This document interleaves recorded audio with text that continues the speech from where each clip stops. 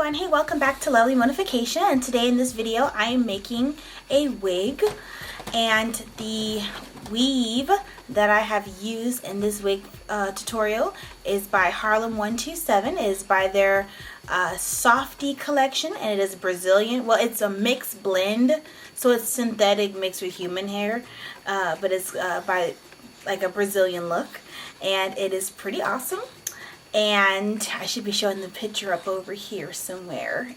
But yeah, I hope you guys really enjoy. So my initial plan with this wig was to develop like a V part, like a U part, V part kind of thing, where you kind of sew the wig down and you leave your leave out on top to blend in. Where I tried to do that with my natural hair and it wouldn't stay straight. So then I tried to sew in some clip-on combs and sew it on the inside of the part so it can stay down and probably wear it as an invisible part, but the combs kept migrating an opposite direction, so it started to spread and it looked like Moses just walked up in my head and split my part like the like the Red Sea. It didn't work out very well. I came up with the idea of using the access lace that you cut off a closure when you first get it, and I just had some lace lying around, and I decided to sew it to the part to make it very close together, and I think I'm on to something. So here's how it turned out. Hope you guys can see that right there. There's the part, and it looked pretty good, and this turned out pretty good. So I hope you guys enjoyed this video. I hope you guys find this very informative, and let's get to it. Okay everyone, let's begin. Okay, so first I'm going to start off with a styrofoam head and a styrofoam base. The styrofoam head costs about $5, styrofoam base costs about $8. And you can get them from Sally's. Next, the tools that you're going to need is thread, needle, scissors, and a weaving cap. Now this weaving cap is called the Deluxe Multi-Use Weaving Cap, and I got it from my local beauty store, and it was only $3. And as you see, I tried the weaving cap on, and I marked where I want my part to be, which is going to be straight down the middle, and that's what it looks like. And I marked it with like a white pencil. Now here's the weave that I'm using. It starts with a closure.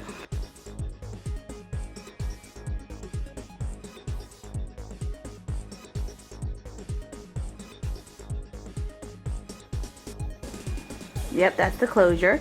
And here is the bundles. Two are 14 inches and the other one is 16 and 18. The longest one is the light one at the bottom, or at the very bottom, and it's light, and it starts at 18. So they're very thin, so I'm starting to sew, and I'm going to double them. I'm going to double them simply because the wefts are so thin, and I want it to be a thick wig, because you guys know I got a big head.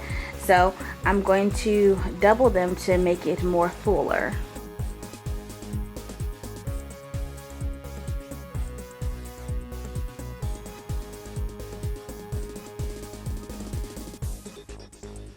As you see here, I am cutting off the adjustive clamps simply because I want to stretch this wig cap out. My head is already big, so I don't need to adjust it to be tighter. You guys don't have to do this, but this is what I do. Now if you notice my sewing method, I'm basically doing a method to where I put the needle through and I wrap the access string around it and pull it through to where it creates little knots every time I sew, and it creates like a loop-de-loop, so they're all connected, so it's nice and secure and it's not going nowhere by using that method.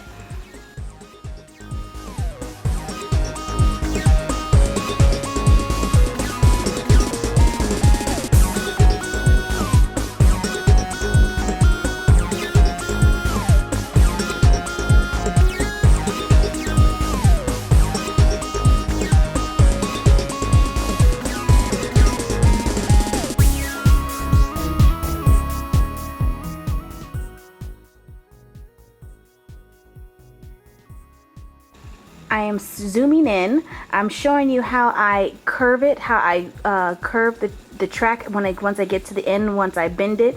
Now make sure you sew the very corner when you fold it very tight, so it lays flat. And then once I run out of thread, I do cut the needle off and double knot it as if I was tying a knot in my shoestrings, and then I just start over.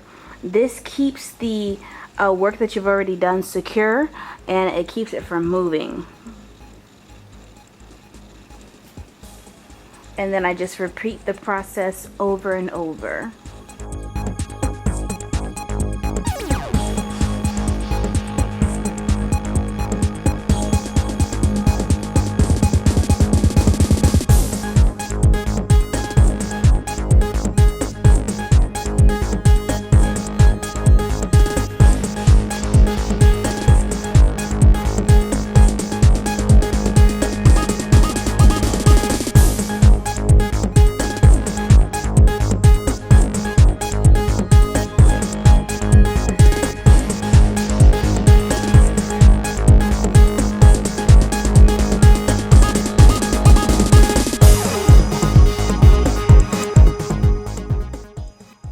I am like doing, when I start over a new needle and thread, I do put the needle through, push all the way through, and as you saw a few seconds ago, I do put the end, the loop, and put the needle through the loop and pull it tight to where it just creates a knot.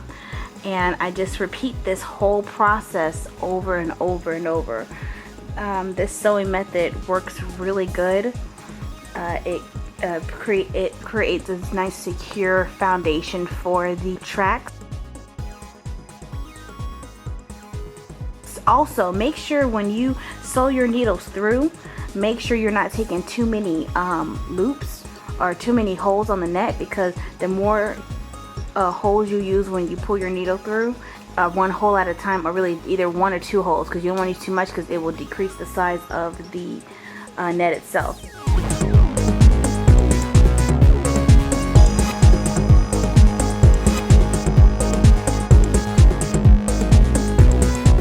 Now you see I'm moving on to the next bundle, and I'm doubling it, and I'm just starting off by doing a double there, a double at where I start off, and then I just continue on with my method.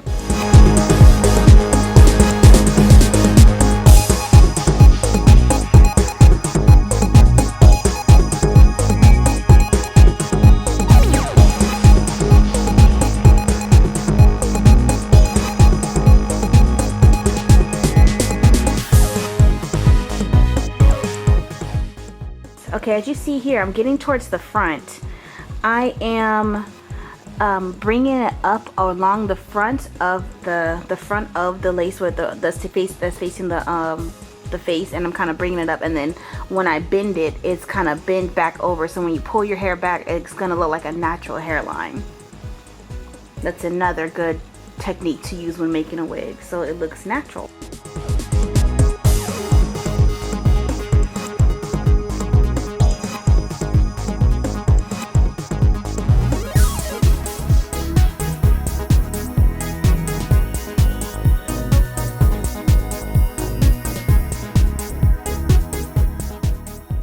Okay, as you see here, I am adding a little bit of the highlight towards the top, because as you see in the bundle, it typically shows the light at the bottom. That's just me being creative. I wanted a little highlight in the middle, so it's not so just one track color, since it's going to be highlighted. And actually, that was a really smart idea. Oh, make sure you brush as you go. As you see here, I'm taking a paddle brush, a very wide tooth paddle brush, very sturdy.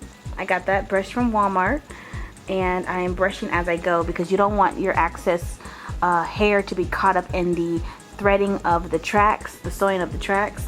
So brush as you go. Just take like 2 minutes and brush. Well, not even 2 minutes, like 30 seconds to brush as you go.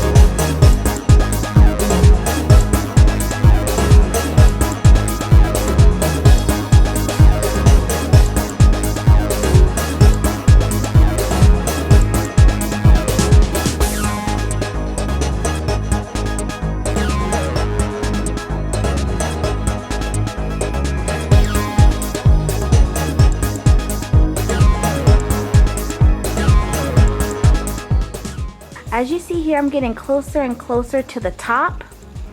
And as I'm working my way to the top, you notice I'm starting to cut the tracks a little bit more because I want it to be seamless. I don't want the folding to be at the top because I want it to be very flat, and I want the tracks to lay flat and lay like a realistic hair on a hairline. Also, when I did the marking of the wig cap, I measured my head while my real hair was braided down, as if I was going to sew it on that moment, so I can get the true accurate measurements of where exactly I wanted it. That's another good tip that I suggested you use. Now, as you see here, I'm starting to sew on the closure. It is a circle closure, and there's a net around the closure. So what I'm doing is I'm sewing the net down to the base. So I'm doing it very, very carefully. I noticed I put too much in, so I cut some track out, and so the closure can lay down flat. You don't want it to lay over any type of tracks. You want it to lay completely flat down to the weaving cap itself, so it can look extremely natural and extremely realistic. Also, if you notice, I have a clip at the top, the hair at the top of the closure. I have it clipped up at the top with the silver little 2 clips, simply because I want the hair out the way so I can see the net itself when I'm sewing around it. Now I'm going to start the front. Now, as I stated at the beginning of this video, this was meant to be like a V-part wig where you can just have your regular leave out hair and comb it over.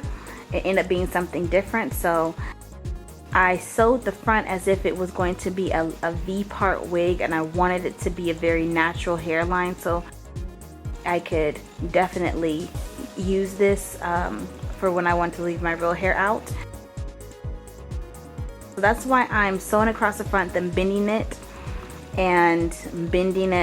very tightly. As you can tell, I'm sewing down, basically stitching down the angles very tightly, so the hair can blend in. When I make my next wig, it's going to be a little bit different, but yeah, for this one, this is how I did it.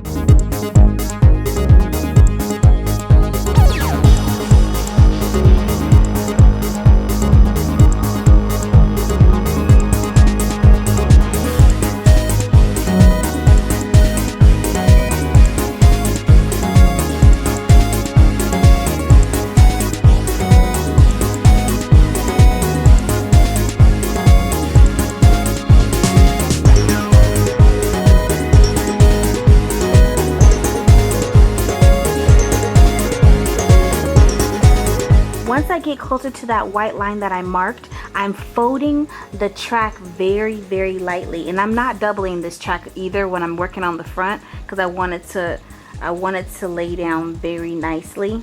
So I'm using one track at a time so it can get a very close and natural effect when I cut the weaving cap. But yeah, I'm using it very, very one track at a time, and I'm sewing it down using that same method as I have been doing. When I get to the line, I am folding the track over, and as you see, I'm getting towards the top, and I'm using one side at a time because that's just how I want it to. So one side would create the line for the other, and as you see, I'm getting closer and closer to the top where the closure is, and I'm just going to sew all the way up to where you reach the net and even one layer onto the net. So when I unpin the hair at the top, it's just going to fall over the little track, so it's going to look very natural.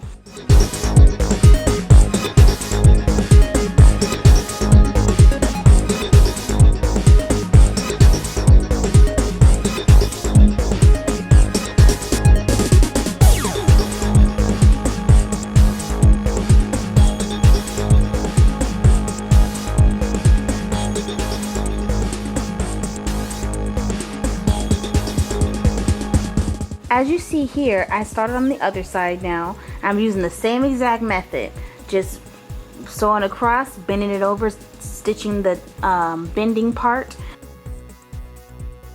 Basically repeating the same method all the way up to the top of the closure.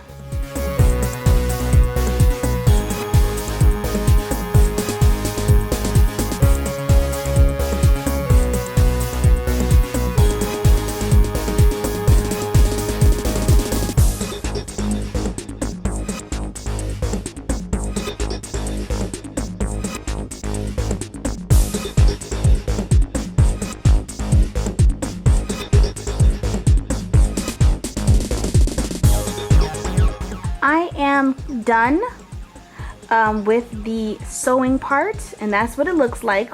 That's before I cut it, and this is what it looks like before I cut it. So it turned out pretty good. I like this very much, and as you see, I'm taking the scissors, and those are just some regular shears you can find at your local beauty store or even the dollar store. In some places, it depends on what they got there. But I'm just going to cut down that white line. So the white line's still visible. I'm just going to cut all the way down to where I marked it. Like, I'm not going to cut any further than the white line though, because I sewed it that way for a reason. And that's it as far as cutting. Now what I am going to do is I'm going to use some hair glue, and I'm taking, I know this is kind of ghetto, but y'all forgive me, this is how I do it. I am taking the end of my makeup brush, just any type of makeup brush, eyeshadow brush, and I'm going to put the glue on the edges of where I cut, so it prevents it from raveling out. Because a net is basically just thread all together, or really like string that's connected all together, so when you cut it you can ravel. So what I did was I put the glue on the edges, and then I put it reverse on top of the thing to let it sit. Now here's where I started to sew my lace, and I did it with a little simple sewing needle and sewing thread, so it's not like a thread you use for your hair, and that's the end result right there. And it turned out pretty good. Now this is my trial and error method, and I believe I have a win. Yay. Yay. Thank you for watching. See you later.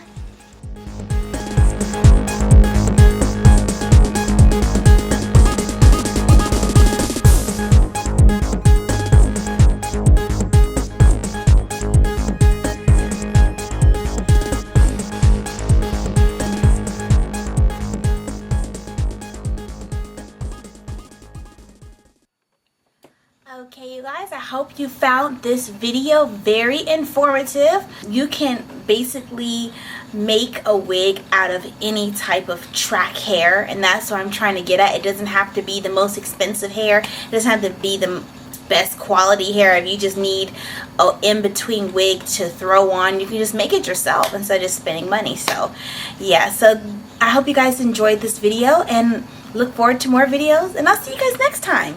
Ta-ta!